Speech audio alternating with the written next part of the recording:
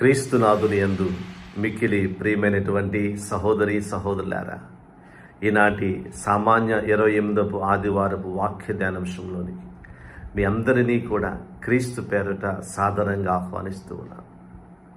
ప్రియమైనటువంటి మిత్రులారా, బైబిలులో మనం పరిశీలించినట్లయితే క్రీస్తుని కలుసుకున్న ప్రతి ఒక్కరి జీవితాలు మార్పు చెందినవి. వారి జీవితాల్లో నిజమైన సంతోషాన్ని, ఆనందాన్ని వారు కనుగొన్నారు. కానీ ఒక కుర్రవాడు మాత్రం క్రీస్తును దర్శించిన తరువాత, క్రీస్తుని కలుసుకున్న తర్వాత కూడా బాధతోనూ, దుఃఖముతోనూ, హృదయ భారముతోనూ ఇంటికి వెళుతున్నట్లుగా మనం చూస్తూ ఉన్నాం. ముఖ్యంగా ఎవరా కుర్రవాడు? ఎందుకు బాధతో ఇంటికి వెళ్ళిపోయాడు? క్రీస్తును కలుసుకున్న వాళ్ళందరి జీవితాలు మారుతూ ఉంటే, వాళ్ళలో ఆనందము ఉంటే, ఈ కుర్రవాడు జీవితంలో ఆనందం లేదు. దానికి బదులుగా బాధతో ఇంటికి వెళ్ళిపోతున్నాడు.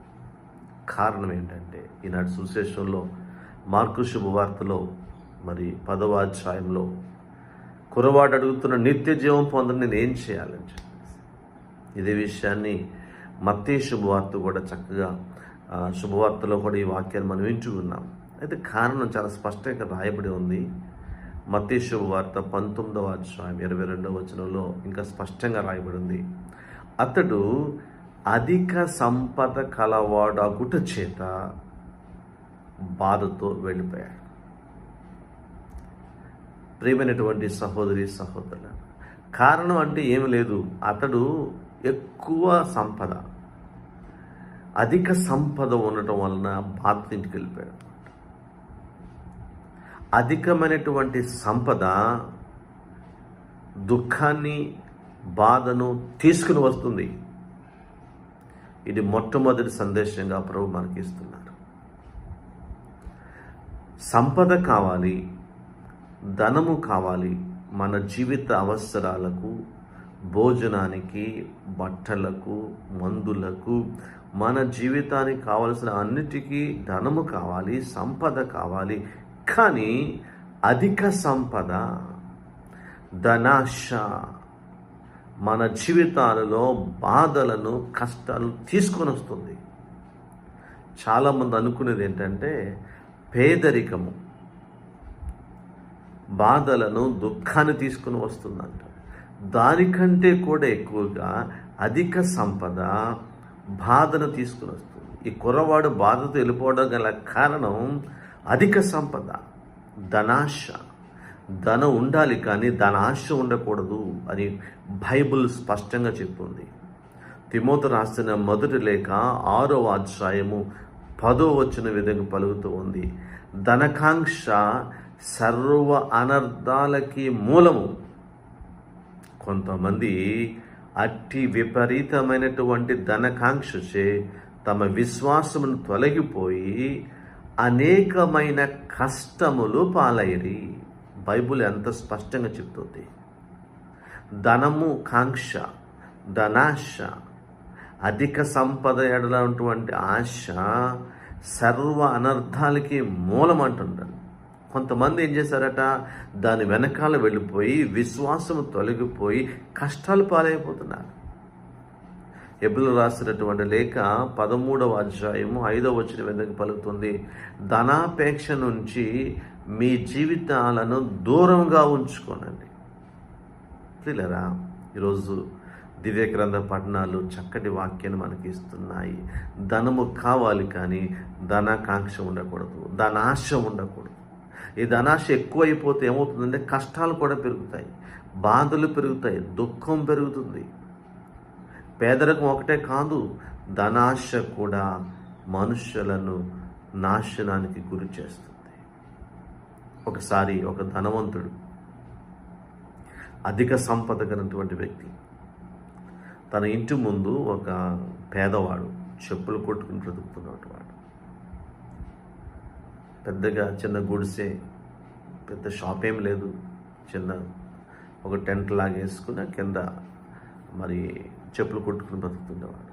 కానీ ఈ ధనవంతుడు ఎప్పుడూ కూడా ఆ చెప్పులు కుట్టుకుంటూ బ్రతుకుతున్నటువంటి అతనిలో ఆనందాన్ని, సంతోషాన్ని చూసేవాడు. అతను ఎప్పుడూ కూడా దేవుని పాటలు పాడుకుంటూ చక్కగా కుడుతూ వచ్చిన వాళ్ళందరినీ చక్కగా పలకరిస్తూ ఓ 10 రూపాయలు, 20 రూపాయలు, 30 రూపాయలు వస్తాయి. చక్కగా ఇంటికి వెళ్తాడు. మరి ఏదో ఉన్న దాంట్లో భోజనం చేసి టయానికి నిద్రపోతాడు. ఏమీ మిగతా బాధలు ఏమి లేవు. తన జీవితాన్ని చక్కగా ఆనందంగా ఎప్పుడు సంతోషంగా పాటలు పాడుకుంటూ దేవుడిని స్తుతిస్తూ ఉండేవాడు. అయితే ఈ ధనవంతుడు ఎప్పుడూ కూడా అతన్ని అబ్జర్వ్ చేస్తున్నాడు. నేను ఇంత డబ్బులున్నాయి, బంగారం ఉంది, వెండి ఉంది, సంపదలు ఉన్నాయి, బిల్డింగ్లు ఉన్నాయి, అన్నీ ఉన్నాయి, నాకెందుకు ఈ యొక్క ఆనందం రావట్లేదు, ఏంటి కారణం అని చెప్పేసి ఎప్పుడు ఆలోచిస్తూ ఉండేవాడు. అయితే ఓ రోజు అనుకున్నాడు, ఒకవేళ ఆ పేదవాడికి నేను సహాయం చేస్తే బాగుంటుంది కదా, ఆ పేదవాడు ఎంతో కష్టపడి రోజు కూడా ఈ చెప్పులు కుట్టుకుంటూ బతుకుతున్నాడు కదా, నేను వెళ్ళి సహాయం చేస్తే బాగుంటుందని చెప్పి ఒకరోజు అతని దగ్గరికి వెళ్ళి, బాగున్నావా, ఏంటి జీవితం ఎలా ఉంది అంటే, నాకు బాగానే ఉందండి, దేవుడి దయ వల్ల ఏదో ఒక 10 రూపాయలు, 30 రూపాయలు, 50 రూపాయలు వస్తూ ఉంటాయి, దానితోనే మేము భోంచేస్తాము, రేపటి మాకు ఏమి లేదు, ఆ రోజుకి ఆ రోజే మేము భోంచేసి పడుకుంటాము, సంతోషం, దేవుడు మాకు దీవిస్తున్నాడని చెప్పి అద్భుతకరంగా ఆ వాక్యాన్ని అతను చెప్పినప్పుడు, సరే ఓ పని చేయి, నువ్వు చాలా పేదవాడు కదా, నీకేమి లేదు కదా, నేను కొంత డబ్బులు సహాయం చేస్తాను, వద్దండి డబ్బులు అయితే నాకు అవసరం లేదు, నేను కష్టపడి సంపాదించుకున్న డబ్బులే నాకు ఎంజాయ్ చేస్తాను కానీ వద్దండి అని చెప్పేసి అతను తిరస్కరిస్తూ ఉన్నాడు. ఆ ధనవంతుడు బలవంతంగా లేదు పేదవాడిగా లేదు, దానికి అవసరం వస్తుంటాయి అని చెప్పేసి ఒక 10,000 తీసుకొచ్చి జేబులో పెడుతూ, తీసుకో, ఏం కాదులే, నేను అనుకుంటున్నాను నీకు సహాయం చేయాలని చెప్పేసి మరి బలవంతంగా ఆ వ్యక్తికి ఇచ్చినప్పుడు అతను ఆ డబ్బులు తీసుకున్నాడు. ఇతను ఇంటికి వెళ్ళిపోయాడు. ధనవంతుడు ఆ రోజు అనుకున్నాడు, నేను ఈరోజు ఒక మంచి పని చేశాను, ఇప్పటి వరకు నా కొరకు సంపాదించుకున్నాను కానీ ఒక పేదవాడికి సహాయం చేశానని చెప్పి ఇంటికి వెళ్ళాడు. ఇంటికి వెళ్ళి ఆనందంతో, ఇదిగో నేను ఒక పేదవాడికి సహాయం చేశానటువంటి ఆ గొప్ప ఆనందం అతనికి వచ్చేసింది. ఇంటికెళ్ళి ఆ రోజు నిద్రపోయాడు. ఆ రోజు ఆనందం వచ్చేసింది. కానీ ఈ 10,000 రూపాయలు తీసుకున్న తర్వాత ఈ పేదవాడు సాయంత్రం అయింది, ఈ 10,000 ఒక్కసారి చూసేటప్పటికల్లా ఎక్కువ అయిపోయింది. డబ్బులు చూసేటప్పటికల్లా అతనిలో ఒక రకమైనటువంటి ఈ 10,000 ఉన్నాయి కదా, దృష్టి అంతా ఈ డబ్బుల మీద పడిపోయింది. ఇది వరకు చక్కగా సాయంత్రం ఇంటికెళ్ళి ఏదో ఒక మంచి ఆహారం తీసుకొని ఆ 10 రూపాయలకు 50 రూపాయలకు ఏదో చిన్న కూర వండుకొని చక్కగా ఆనందంతో ప్రార్థన చేసుకుని పాటలు పాడుకొని వెంటనే అలసిపోయాడు. కాబట్టి నిద్రపోతున్న ఆ వ్యక్తికి నిద్ర రావట్లేదు. ఎందుకంటే అది మనసంతా డబ్బుల మీద ఉంది. ప్రతి క్షణానికి, ప్రతి గంటకి డబ్బులు ఉన్నాయా లేదా అని చూస్తున్నాడు. ఆ డబ్బులు కూడా తరగతి పెట్టుకుని పడుకున్నాడు. మధ్యలో లేవడం, ఆ డబ్బులంక చూడడం, మళ్ళా లేవడం, మళ్ళీ డబ్బులంక చూడడం. అతనిలో ఉన్నటువంటి ఆనందము అది నెమ్మదిగా క్షీణించిపోయింది. 2 రోజులైంది, 3 రోజులైంది, నిద్ర రావట్లేదు. ఈ డబ్బులు ఏం చేయాలో అర్థం కావట్లేదు. పాటలు లేవు, ఆనందం పోయింది. అయితే ఆ ధనవంతుడు రోజును ఆనందంతో పాటలు పాడుతున్నటువంటి ఆ వ్యక్తులు ఉన్న మార్పును గమనించాడు. ఇదివరకు ఎంతో హ్యాపీగా ఉన్న వ్యక్తి ఇప్పుడు ఏం ఆనందంగా లేడు, నేను ఇంకా సహాయం చేశాను కదా, ఇంకా హ్యాపీగా ఉండాలి కదా అని చెప్పి అనుకుంటున్నాడు. కానీ ఈ పేదవాడు అనుకున్నాడు, చచ్చా, నేను ఇన్ని రోజులు హ్యాపీగా సంతోషంగా బ్రతికానే, ఈ డబ్బులు మరి నాకు అవసరానికంటే అధికంగా ఉన్నటువంటి డబ్బులు రావడం వల్లనే కదా నేను నిజంగా మరి నిద్ర లేకుండా నా జీవితాన్ని గడుపుతున్నానని చెప్పేసి వెంటనే ఒక నిర్ణయం తీసుకున్నాడు. వెంటనే ధనవంతుడిని తలుపు కొడుతున్నాడు. అయ్యా, ఏమయ్యా ఇలా వచ్చాం అంటే, క్షమించండి, మీరు ఏమీ అనుకోవద్దు, మీరు ఇచ్చిన డబ్బులు మీరు తీసేసుకోండి.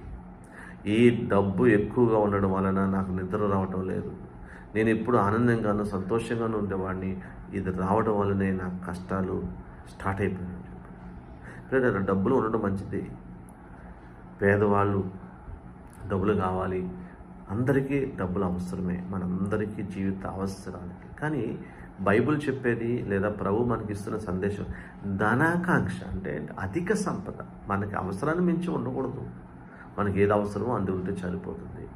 ఇది అవసరానికి మించి డబ్బులు సంపాదించడం, అవసరానికి మించి బంగారాలు, వెండి, అవసరానికి మించి ఏది చేసినా అది కష్టాల పాలవుతాం, అది కష్టాల పాలవుతామని చెప్పేసి బైబిల్ స్పష్టంగా చెప్తుంది. ఇది మనం తెలుసుకోవాల్సినటువంటి ఒక జ్ఞానం. ఆ కుర్రవాడికి అర్థం కాలేదు, అందుకని అతడు బాధతో ఇంటికి వెళ్ళిపోయాడు. ప్రభు చెప్పారు, ఓ కుర్రవాడా, మార్కు శుభవార్త 10వ అధ్యాయం 21వ వచనం, నీవు వెళ్ళి నీకున్నదంతా వెచ్చించి పేదలకు దానము చేయము, పిమ్మట వచ్చి నన్ను అనుసరించు, నీకు పరలోకములో నీకు ధనము చేకూరుతుంది అని ప్రభు అంటున్నాడు. కానీ అతనికి అర్థం కాలేదు. ఎందుకంటే అతనిలో జ్ఞానము లేదు. అతను అనుకున్నది ఏంటి? డబ్బులు ఎక్కువగా ఉంటేనే బాగుంటుంది, అధికంగా సంపాదిస్తే, ఎక్కువ డబ్బులు కలిగి ఉండడం, అధికంగా ధనాకాంక్ష ఎక్కువైపోయింది. ఆ ఉండడం వలన అతను క్రీస్తుని వెంబడించలేకపోయాడు, క్రీస్తు అనే జ్ఞానాన్ని పొందుకోలేకపోయాడు. ప్రియమిత్రులారా, ఈరోజు వాక్య ధ్యానాంశంలో మనం రెండవ సందేశం తెలుసుకోవాల్సింది ఏంటంటే జ్ఞానం కావాలి. ఏంటి ఆ జ్ఞానం? జ్ఞానం అంటే ఏంటి? క్రీస్తుని కలిగి ఉండడమే నిజమైన జ్ఞానం. ఈరోజు మొదటి పట్టణంలో సొలొమోను రాసిన జ్ఞాన గ్రంథం 7వ అధ్యాయంలో సొలొమోను ప్రార్థన చేస్తున్నాడు. ఏమని? నాకు డబ్బులు కావాలి, వెండి కావాలి, బంగారం కావాలని ప్రార్థన చేయట్లేదండి. నాకు వివేకం కావాలి, నాకు జ్ఞానం కావాలంటున్నాడు. ఎంత చక్కటి ప్రార్థన! ఈరోజు మనం కూడా మనందరం కోరుకున్నది ఏంటంటే డబ్బులు కావాలండి, బంగారం కావాలి, వెండి కావాలి, అది కావాలి. ఇది కాదు. జ్ఞానం కలిగిన వాళ్ళు జ్ఞానం కొరకు ప్రార్థన చేస్తారు. ఎందుకంటే ఈరోజు మొదటి పట్టణం చాలా చక్కటి సత్యాలు మనకు బోధిస్తుంది. సొలొమోను రాసిన జ్ఞానగ్రంథం 7వ అధ్యాయం 9వ వచనం, అమూల్యమణులేవి దానికి సాటి రావు అని తెలుసుకుంటుని, జ్ఞానముతో పోల్చినచో లోకములోని బంగారం అంతా ఒట్టి ఇసుక ముద్ద. బంగారం అంట ఇసుక ముద్ద, వెండి అంతా మట్టి పెండ. ఎంత చక్కటి వాక్యాన్ని ప్రభు మనకి ఇస్తున్నాడు. బంగారం ఇసుక ముద్ద లాంటిది, వెండి మట్టి పెళ్ళ. దీనికోసమేనా మనం ఇదంతా ప్రయాసపడేది, ఉద్యోగాలు చేసేది? ఇవన్నీ దీనికోసమే కదా. మనం దీని వెనకాల పరిగెత్తే కదా మనకి బాధలు ఎక్కువైపోయినాయి, కష్టాలు పెరిగిపోయినాయి. మనకి జ్ఞానం కావాలి. ఏంటా జ్ఞానం అంటే క్రీస్తు అనే జ్ఞానం మనకు కావాలి. క్రీస్తు ఉన్నట్లయితే అదే అధిక సంపద. అందుకనే మొదటి పట్టణం ఇంకా చెప్తుంది, జ్ఞానము నా చెంతకు వచ్చినప్పుడు 11వ వచనం, సమస్త ప్రశస్త వస్తువులను కూడా తీసుకుని వచ్చును, బహు సంపదలను కూడా తీసుకుని వచ్చును. అంటే జ్ఞానం ఉన్నట్లయితే అధిక సంపద మనకు ఉంటుంది. ఏంటి అధిక సంపద? క్రీస్తే అధిక సంపద. ఆ జ్ఞానం ఉన్నప్పుడు అన్నీ మనం ఉంటాయి. అది క్రీస్తుని గర్చినటువంటి జ్ఞానం. ప్రియులారా, ఈ జ్ఞానమే క్రీస్తు. అందుకని మనం ఏం చేయాలి? జ్ఞానము కొరకు ప్రార్థన చేయాలి. నాకు జ్ఞానం ఉండాలి. జ్ఞానం ఉన్నట్లయితే ఏంటి? మనకు తెలిసిపోతుంది, ఈ బంగారము, ఈ వెండి, ఈ అధికమైన ధనము వలన మన కష్టాలు వస్తాయి. దానికంటే శ్రేష్టమైనది క్రీస్తుని వెంబడించడం, క్రీస్తుని కలిగి ఉండడం అన్నమాట. ఈ జ్ఞానం ఎప్పుడూ ఈ లోకానికి వచ్చేసింది. కానీ క్రీస్తే జ్ఞానమై ఉన్నాడు. కొరింథీయులకు రాసిన మొదటి లేఖ 1వ అధ్యాయం 22వ వచనం స్పష్టంగా చెప్తుంది, యూదులు అద్భుతాలు కోరుచున్నారు, గ్రీకులు వివేకముకే ప్రాకులాడుచున్నారు. దేవుని పిలుపును పొందిన యూదులకు అన్యులకు క్రీస్తు దేవుని శక్తి, దేవుని జ్ఞానమై ఉన్నాడు. ప్రియులారా, క్రీస్తు దేవుని జ్ఞానమై ఉన్నాడు. ఆ జ్ఞానం మనకు ఉన్నట్లయితే మనకి నిజంగా గొప్ప విజ్ఞానం మనకు వస్తుంది, గొప్ప జ్ఞానము. ఆ జ్ఞానంలో మనం ఏది కావాలి, ఏది అవసరం లేదని చెప్పి మనము తెలుసుకోవడానికి ప్రభు శక్తిని ఇస్తాడు. అందుకనే పౌలు గారు సౌలుగా ఉన్నప్పుడు ఏమనుకున్నాడు? చంపడమే జ్ఞానం అనుకున్నాడు. కానీ ఎంత చక్కటి మార్పు అండి! ఫిలిప్పీయులకు రాసిన లేఖ 3వ అధ్యాయం 7వ వచనంలో చక్కటి సాక్ష్యాన్ని చెప్తున్నాడు పౌలు గారు. నేను లాభముగా లెక్కించదగినటువంటి వానన్నిటినీ క్రీస్తు కొరకై ఈనాడు నష్టముగా లెక్కించున్నాను.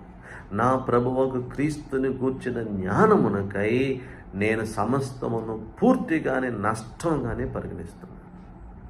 పిల్లరా, పౌలు గారు ఎంత చక్కటి మాట. నేను లాభముగా అనుకున్నామని నష్టమే. నేనేదో అనుకున్నాను, అవన్నీ కూడా నష్టమే. ఒకటే జ్ఞానం, ఏంటి? క్రీస్తుని గురించిన జ్ఞానం.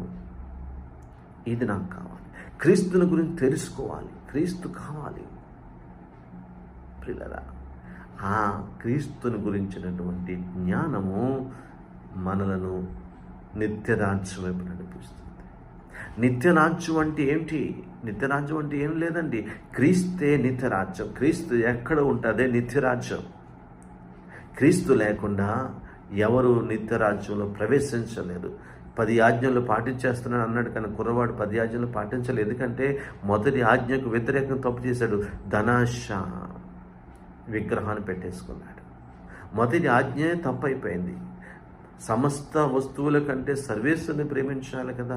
కానీ ఈ కుర్రవాడు ధనాశ పెరిగాడు, కానీ 10 ఆజ్ఞలు మరి ఫెయిల్ అయిపోయాడు. క్రీస్తు గురించిన జ్ఞానం మనకు కావాలి. ఇది 2వ సందేశం. ఎందుకంటే క్రీస్తే జ్ఞానమై ఉన్నాడు. నిత్యరాజ్యం అంటే ఏమి లేదు, క్రీస్తే నిత్యరాజ్యం. ఆయనను వెంబడించినప్పుడు మనం నిత్యరాజ్యంలో ఉంటాం. ప్రియులరా, 3వ సందేశం. అయితే ఈ జ్ఞానం మనకు కావాలంటే ఏం చేయాలి? క్రీస్తుని గురించినటువంటి జ్ఞానము మనకు కావాలి. ఇది 3వ సందేశం మనం చూస్తున్నాం. క్రీస్తుని గురించి తెలుసుకోవాలంటే ఏం చేయాలి? ఏం చేయాలంటే క్రీస్తుని గురించిన వాక్యాన్ని మనం తెలుసుకోవాలి. ఈరోజు 2వ పట్టణంలో మనం చదువుతున్నాం. హెబ్రీయులకు రాసినటువంటి లేఖ 4వ అధ్యాయము 12వ వచనం. దేవుని వాక్కు సజీవమును చైతన్యవంతమైనది, అది పదునైనటువంటి 2 అంచుల ఖడ్గము కంటేను పదునైనది, జీవాత్మల సంయోగ స్థానం వరకును కీళ్ళు మధ్య కలిగి వరకు అది ఛేదించుకుని పోగలదు. మానవుల హృదయమందలి ఆశలను ఆలోచనలను అది విచక్షించగలదు. పిల్లరా, 3వ సందేశం. నీకు జ్ఞానం కావాలి, జ్ఞానం కావాలి. క్రీస్తుని గురించి తెలుసుకోవాలనుకుంటే ఏం చేయాలంటే ఒకటే మార్గం, దేవుని వాక్కు. ఈ దేవుని వాక్కు శక్తివంతమైన చైతన్యం. ఇది కనుక మనం చదివినట్లయితే, దేవుని వాక్యాన్ని మనం పఠించినట్లయితే మన జీవితంలో జ్ఞానం పెరుగుతుంది. అదే ఈరోజు మనకిస్తున్న ప్రభు సందేశం. అదేం చేస్తుందట? హృదయంలో ఉన్న ఆలోచనలు కూడా విచక్షించగలదు. మనకు మంచి జ్ఞానం. అన్ని పుస్తకాల కంటే కూడా ఈ దేవుని గ్రంథాన్ని మనం పఠించినట్లయితే క్రీస్తుని గురించిన జ్ఞానంలో మనం పెరుగుతాం. ఏది మంచిదో ఏది చెడదో ఈ లోకంలో మనం తెలుసుకోగలుగుతాం. ప్రియమిత్రులారా, ఈ వాక్య ధ్యానాంశంలో 3 సందేశాలు మనం విన్నాం. ధనాశ మంచిది కాదు. ధనం ఉండాలి, కానీ ధనాశ ఉండకూడదు. ధనము కంటే, బంగారము కంటే, వెండి కంటే శ్రేష్టమైనది జ్ఞానము. ఏమిటా జ్ఞానము? క్రీస్తే మనకు జ్ఞానం. క్రీస్తును గురించినటువంటి జ్ఞానం.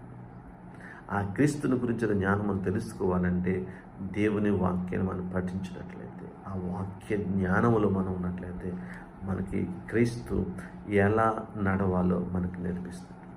ప్రియమిత్రులారా, ఈ వాక్య ధ్యానంలో మీరందరినీ కూడా దేవుడు ఆధ్యాత్మికమైన పదవులో ముందుకు నడిపించాలి. మనందరం కూడా క్రీస్తుని వెంబడిస్తున్నాము. ఆ వెంబడించడంలో ఆనందాన్ని, సంతోషాన్ని పొందుకుంటాం. కురవాడిలాగా క్రీస్తుని కలుసుకున్న తర్వాత దుఃఖంతో ఇంటికి వెళ్ళవలసిన పని మనకు రాకూడదు. క్రీస్తుని కలుసుకున్న మనందరం సంతోషంతో, ఆనందంతో క్రీస్తుని వెంబడిద్దాం. దివ్య ఆశీస్సులు పొందాం. God bless you.